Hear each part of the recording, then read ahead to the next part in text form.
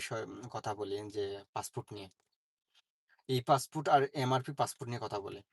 এই পাসপোর্ট আর এমআরপি পাসপোর্টের মধ্যে ডিফারেন্স শুধু এগুলো যে এমআরপি পাসপোর্ট আপাতত বন্ধ করে দেওয়া হয়েছে। আপাতত বলতে বন্ধ করে দেওয়া হয়েছে। যাদের কাছে এমআরপি পাসপোর্ট আছে আর ১ বছরের উপরে মেয়াদ আছে তারা এখন ই-পাসপোর্ট বানাতে যাবেন না। অনেকে আছে, অনেক প্রবাসী আছে যে আ আ ই-পাসপোর্ট বানানোর জন্য তাদের এমআরপি পাস জমা দিবে। কারণ তাদের সময় খুব সীমিত ১ বছরের নিচে।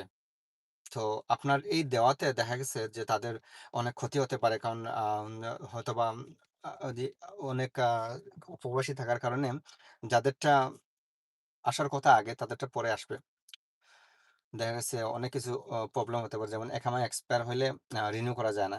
আ যদি আপনার পাসপোর্টে ইয়ে না থাকে, ডেট না থাকে। যাদের ১ বছরের উপরে এমআরপি পাসপোর্টের ডেট আছে তারা কখনো আ কো আ ই-পাসপোর্টের জন্য আবেদন কইরেন না বা ই-পাসপোর্টের জন্য জমা দিয়েন না। আপনার যখন ১ বছরের কাছাকাছি আসবে আপনি তখনই জমা দিন।